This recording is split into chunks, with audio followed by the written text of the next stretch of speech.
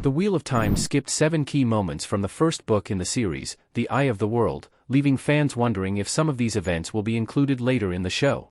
The Wheel of Time adapts Robert Jordan's enormous novel series of the same name, which is so large that it has forced the show to make some controversial changes. Even so, Prime Video has done well enough with its adaptation to get the green light on The Wheel of Time Season 3, proving its worth as a fantasy series. However, at the end of The Wheel of Time Season 2, some fans are left wondering if the crucial events that were skipped in the first book will ever be included in the show. The Wheel of Time has a decent bit of flexibility with its adaptation because of the way it's forced to consolidate the story, allowing it to pick and choose storylines from the novels. Consequently, there is still a chance that the 7 most crucial missing events from The Eye of the World will eventually be included in The Wheel of Time. Luz Theron creates Dragon Mount in The Eye of the World's prologue. Luz Theron Telamon was the most recent dragon reborn before Rand al'Thor. The Wheel of Time has made some good book changes, but omitting The Eye of the World's prologue is not one of them.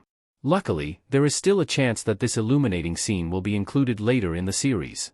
This harrowing introduction to Jordan's series describes the death of the previous dragon reborn, Luz Theron Telamon, taking the reader briefly into the Age of Legends. The prologue also includes Ishamael, who cruelly heals Luz Theron's newfound insanity long enough for him to realize what he has done. Luz Theron and his 100 companions resealed the Dark One's prison just before this, but allowed him to touch saidin in the process, tainting the male half of the true source and dooming men who can channel to insanity. This was the cause of the breaking of the world and the end of the Age of Legends, which is why it's such a critical scene in the Wheel of Time.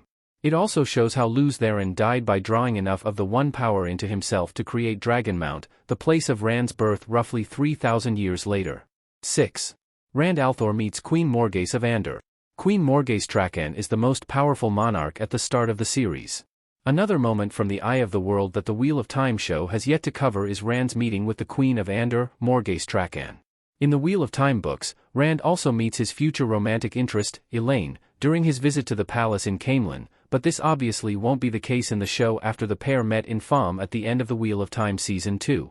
Rand meeting the Queen is also a key part of this though, especially since he grew up in Andor. Although Rand's people in the Two Rivers don't really consider themselves part of the kingdom, they are technically within Andor's borders, so the Queen of Andor could argue that the Dragon Reborn owes her his loyalty. With that in mind, it's lucky for Rand that nobody knows he's the dragon when he meets Morgase in the books. In the show, however, Rand has already been proclaimed the Dragon Reborn, so it's possible that Morgase will try to assert control over him if they meet in the Wheel of Time Season 3. 5. The Green Man's appearance. The Green Man is the last living NYM leftover from the Age of Legends.